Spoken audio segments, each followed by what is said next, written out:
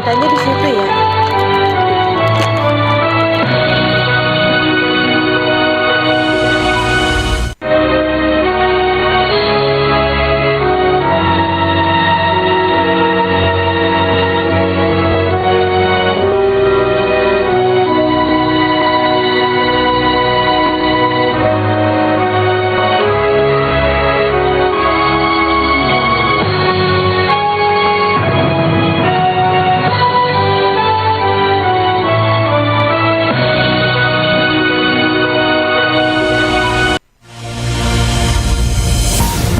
Informasi dari RRI Manado, RRI Gorontalo, RRI Tahuna, dan RRI Talaut dalam Lintas Magota.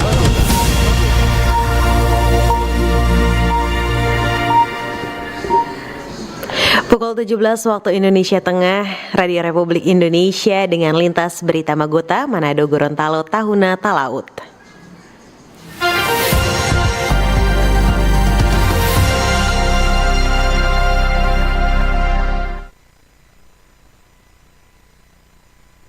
19 Februari 2025 bersama saya Jihan Umar. Informasi dari RRI Manado mengawali kebersamaan kita dalam Lintas Berita Magota.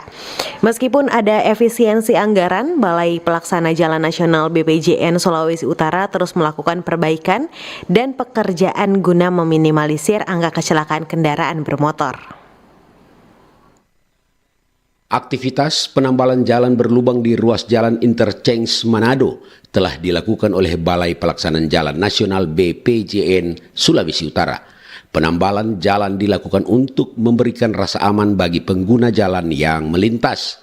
Sejak pekan yang lalu dari pantauan di lokasi, petugas BPJN terlihat memperbaiki jalan berlubang menggunakan aspal dan mesin kompaktor kecil serta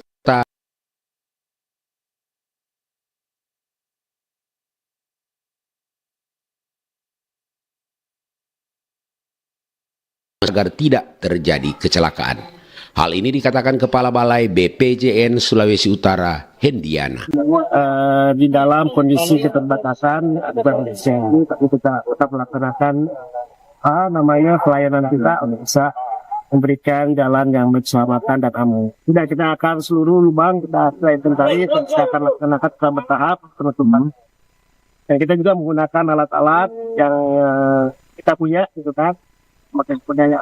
Manusia yang punya dan juga material yang tersedia, stok material yang ada. Meskipun adanya efisiensi anggaran dari pemerintah pusat, pihak BPJN Sulawesi Utara akan tetap melakukan pemeliharaan di semua jalan nasional se-Sulawesi Utara. Meiki Kodowati, RRI Manado, terus mengudara untuk Indonesia. Kebijakan pemerintah membantu kemudahan kepemilikan rumah, telah membangkitkan kembali bisnis perumahan properti dan di tahun 2025 ini keluar dari kelesuhan. Forum Kawanua RRI Manado menghadirkan Yosafat Muniaga SE, General Manager Distrik M Real Estate sebagai narasumber investasi properti membangun Sulawesi Utara. Dengan host Michael Chia, Yosafat mengatakan bisnis properti Sulawesi Utara anjlok ketika pandemi dengan 70% kredit macet, yaitu hanya 30% yang mampu membayar angsuran rumah. Kondisi itu berdampak ke semua pihak, perbankan, pengembang dan konsumen sendiri yang kehilangan daya beli. Di masa 2025 ini kendati masih agak lesu, Yosafat menilai ada kebangkitan properti ketika pemerintah turun tangan membuat regulasi yang memacu semangat banyak pihak. 2025 saya optimis karena dengan bantuan pemerintah yang memberikan free pajak BPHTB dan sebagaimanapun dengan ada bantuan dari Kementerian Perumahan, itu sangat luar biasa. Jadi lihat ini sebagai peluang bukan beban. Ya. Jadi mohon dipertimbangkan jika Anda ingin beli properti, dipertimbangkan baik-baik peluang-peluang tersebut dan ingat legalitas yang utama. Jangan Anda tergiur, tetapi Anda tergiur akhirnya Anda salah investasi dan akhirnya Anda menyesal. Jangan, legalitas yang utama. Kalau sekarang Pak jujur harus itu lesu ya, properti sekarang itu lesu. Tetapi ingat, lesu itu dikarenakan daya beli yang turun. Ya, tapi ingat pemerintah itu tidak tinggal diam. Makanya diberikan fasilitas-fasilitas, free pajak, ya, bantuan pemerintah 3 juta rumah. Makanya itu saya bilang, tujuan dari pemerintah itu untuk membangkitkan gairah. dari masyarakat, daya belinya. Makanya kita harus lihat peluang lagi. Untuk kawasan, Yosafat menilai Minahasa Utara menjadi sentra perumahan karena lokasinya yang mudah terhubung dengan Manado. Di Distrik M sendiri sebagai perumahan komersial di Jalan SBY, menurut Yosafat pengembang mematuhi kawasan ruang terbuka hijau. Bahkan dari aspek perumahan sehat, pengarangan menjadi sangat penting bagi kebaikan lingkungan hidup untuk aspek bebas banjir. Sebagai pengembang, Yosafat Muniaga sangat mendukung program 3 juta rumah bersubsidi bagi first buyer atau mereka yang belum pernah memiliki rumah sebelumnya. RRI Manado, Audi Kandares terus mengudara untuk Indonesia. Lintas Magota, Manado, Gorontalo, Tahuna, dan Talaut.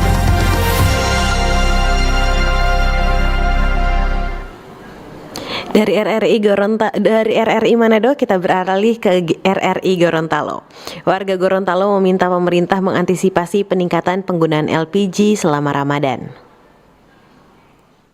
Pemerintah diminta melakukan berbagai langkah untuk mengantisipasi kelangkaan LPG bersubsidi selama bulan suci Ramadan, khususnya di Provinsi Gorontalo. Rusdin Kajim, salah seorang warga, mengatakan saat bulan Ramadan kebutuhan LPG setiap rumah tangga biasanya mengalami peningkatan. Itu dikarenakan aktivitas memasak yang menjadi cukup rutin seiring dengan bertambahnya menu makanan yang disiapkan. Meskipun saat ini sudah banyak agen dan pangkalan yang melayani kebutuhan LPG masyarakat di seluruh wilayah Provinsi Gorontalo, Rusdin berharap selama Ramadan kuota LPG di setiap pangkalan dapat ditambah dari jumlah biasanya. Ia juga berharap para agen dapat melakukan distribusi LPG ke setiap pangkalan menjadi 2 kali dalam sepekan. Persiapan puasa, tadinya mungkin 2-3 kali bisa masak kalau yang sore, malam, sahur, jadi membutuhkan LPG. Pemerintah sudah berusaha ya untuk membuka agensi seluruh desa. Mungkin yang tadinya cuma 1 gas atau 2 gas, mungkin mereka sampai 3-4 gas.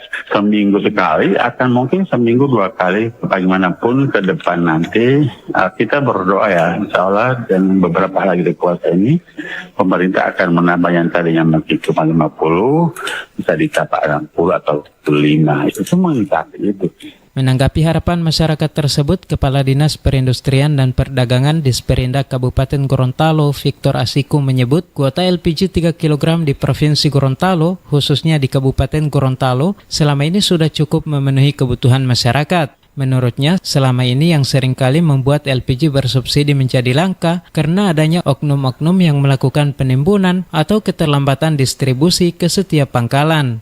Kuotanya kita itu sebenarnya kalau hitungan normalnya ini posisi aman sebenarnya. Nah, cuma biasanya ya, dan ini bukan di gas ya, misalnya mau mendekati hari-hari besar ini ada yang nakal-nakal mulai simpan gitu sebenarnya, sehingga untuk harganya kita coba mainkan. Tapi biasanya itu bukan di pangkalan, di sub agen terjadi. Jadi kalau kita bicara kuota tabung ditambah, sebenarnya nggak perlu ditambah. Ini posisinya kita sudah posisi normalnya ini memang sudah sesuai. Untuk meminimalisir terjadinya kelangkaan LPG saat Ramadan, Victor mengimbau kepada para agen melakukan pengawasan secara ketat dan distribusi tepat waktu. Kepada seluruh pangkalan, ia juga meminta agar melakukan penjualan secara merata. Ia mengingatkan jangan sampai ada orang-orang tertentu yang diberikan keleluasaan membeli tabung dalam jumlah yang banyak sehingga warga lain tidak mendapatkan jatah. Dengan langkah-langkah pengawasan dan distribusi yang tepat, diharapkan kelangkaan LPG bersubsidi dapat dihindari selama bulan Ramadan. Dari Gorontalo, Andi Sanga, RRI terus mengudara untuk Indonesia. Masih dari RRI Gorontalo, sektor layanan publik di Gorontalo mendapat kritikan dan saran dari masyarakat. Sektor layanan publik di Gorontalo mendapat sorotan masyarakat. OPD pemerintah maupun lembaga yang bersentuhan langsung dengan masyarakat mendapat saran masukan dari masyarakat, terutama menghindari adanya pungutan-pungutan yang tidak resmi. Anton, warga Kelurahan Dungi, Kota Gorontalo, kepada RRI menyampaikan seharusnya di instansi pemerintah maupun lembaga lainnya yang melayani publik harus memiliki resepsionis sehingga pelayanan dapat dilakukan satu pintu. Mungkin hanya aparatur sipil saja, sehingga apapun yang terjadi di situ mungkin keseluruhan atau apa yang dihantam itu pelayanan aparatur, padahal kita ada 3 itu saja.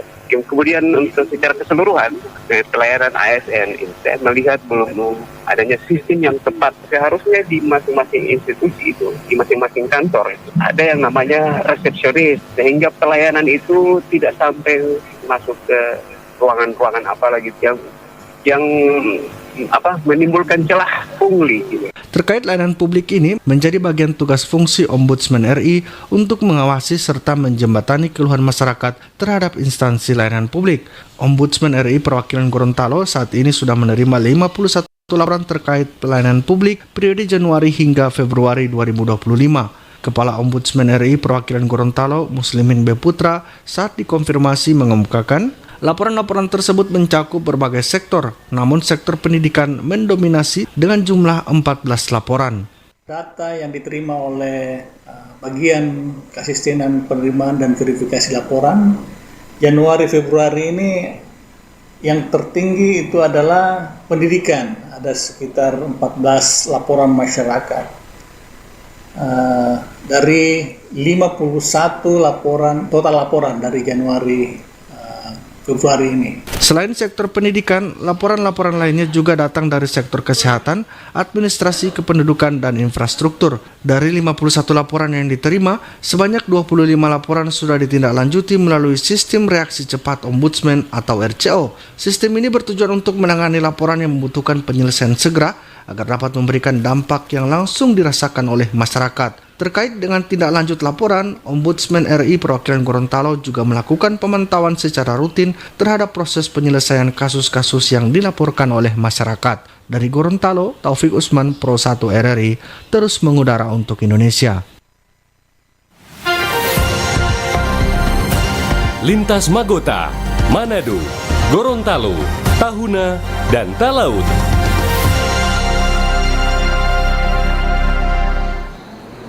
Selanjutnya kita menuju RRI Tahuna. Kebutuhan bahan pokok di Sangihe aman menghadapi bulan suci Ramadan. Dinas Perindustrian dan Perdagangan di Sperindak Daerah Kepulauan Sangihe sebagai instansi teknis memastikan stok kebutuhan bahan pokok tetap tersedia dan belum ada pergerakan harga. Hal itu dikatakan Kepala Dinas Perindak Sangihe Trenov Ponto SH saat dikonfirmasi ketersediaan kebutuhan pokok jalan bulan suci Ramadan. Dijelaskan Ponto bahwa hingga minggu kedua di bulan Februari belum ada pergerakan harga yang mencolok terutama untuk kebutuhan pokok. Di sisi lain sesuai hasil monitoring dan pemantauan di lapangan, stok kebutuhan tetap terjaga hingga beberapa bulan ke depan, apalagi menghadapi perayaan Idul Fitri sekalipun. Dinas Perindustrian Perdagangan yang intens setiap hari melakukan pemantauan, pengawasan berkaitan dengan harga barang kebutuhan pokok. Ini rutin dilakukan setiap hari dan kami menginformasikan itu, menyampaikan itu langsung kepada tim pengendalian inflasi daerah. Sejauh ini sampai dengan minggu kedua bulan Februari, harga barang kebutuhan pokok masih terbilang stabil, juga masih cukup untuk memenuhi kebutuhan masyarakat. Kadis Perindak menambahkan dalam pemantauan dan pengawasan kebutuhan pokok juga disampaikan ke tim pengendali inflasi daerah. Selain itu, ada rapat koordinasi yang langsung difasilitasi pemerintah pusat melalui via Zoom menyangkut pergerakan harga dan pemenuhan stok kebutuhan di setiap daerah. Anton Lahaube melaporkan. Lintas Magota, Manado, Gorontalo, Tahuna, dan Talaut.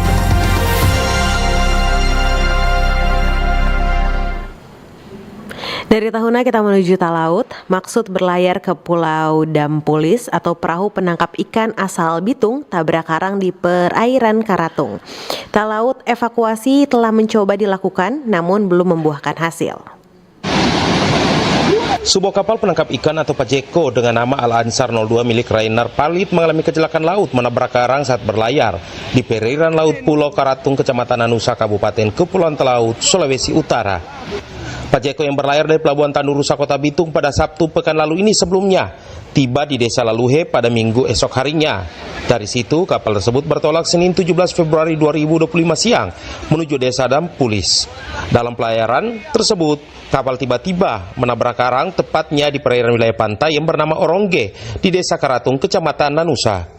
Kapolres Kepulauan Talaut melalui Kapolsek Nanusa Ibda Material Barhama mengungkapkan saat kejadian tersebut, kapal yang berisikan 17 pangok ini dikemudikan oleh salah seorang ABK bernama Patrick H. Ramdhani. Menurutnya, kapten kapal dan kru masih dimintai keterangan oleh unit reskrim Polsek Nanusa terkait peristiwa terjadinya kecelakaan kapal tersebut. Diduga penyebab kecelakaan kapal diakibatkan lelaki Patrick R. Hamdani yang tertidur saat mengemudikan kapal. Diketahui upaya evakuasi telah coba dilakukan oleh kapal tangkap ikan lainnya, namun belum bisa dapat ditarik ke laut. Hingga saat ini, situasi dan kondisi cuaca di wilayah Kecamatan Nanusa masih ekstrim, ditandai angin kencang dan laut bergelombang. Berdasarkan hasil koordinasi dengan pemilik kapal bahwa proses evakuasi akan dilaksanakan Kamis tanggal 20 Februari 2025 besok, menunggu kapal Pajeko lain untuk menarik. Anggota kepolisian bersama masyarakat berupaya untuk mengevakuasi kru kapal ke kapal Pajeko yang lain, serta mengevakuasi kapal Pajeko yang karam tersebut untuk ditarik kembali ke laut. Namun karena pada waktu itu cuaca dengan gelombang yang cukup tinggi dan disertai angin yang kencang, sehingga upaya untuk mengevakuasi kapal tersebut tidak berhasil. Dan rencananya evakuasi akan dilanjutkan pada hari Kamis pagi sekitar pukul 10. Yang pada saat itu air sedang mengalami pasang dan akan ditarik dengan menggunakan kapal yang lebih besar. Dari Kabupaten Kepulauan Talaut, Sulawesi Utara, RRI, Robert Tamaroba terus mengudara untuk Indonesia. Sekian rangkuman Lintas Magota 19 Februari 2025 bersama saya Jihan Umar. RRI terus mengudara untuk Indonesia.